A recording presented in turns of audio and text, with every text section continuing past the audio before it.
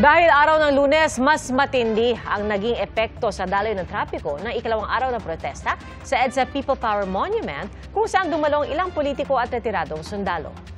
Saksi si Chino Gaston.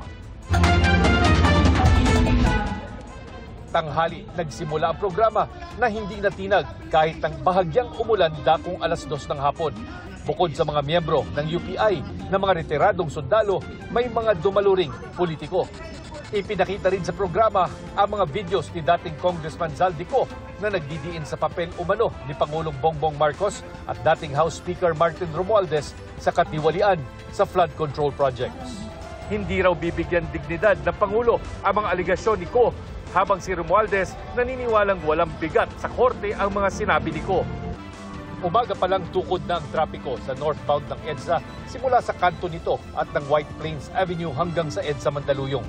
Kinailangan paradahan ng isang lane ng EDSA ng service vehicles ng mga pulis at iba pang bantay na seguridad.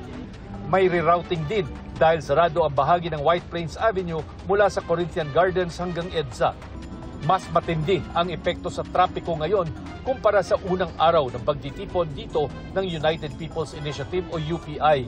Hindi maiwasan kasi nga today is Monday, may pasok na yung mga tao natin. Kaya nga yung mayor natin nung una, kinukumbinsi namin na wag na munang payagan, manap na lang na ibang araw. Pero nung nakita namin na mas magiging problema yung uuwi ito, babalik pa ito, tapos yung mga logistics nila maapektuhan, binigyan na namin ng another permit for today. Para sa GMA Integrated News, ako si Chino Gaston ng inyong saksi. Mga kapuso, maging una sa saksi. Mag-subscribe sa GMA Integrated News sa YouTube para sa iba't ibang balita.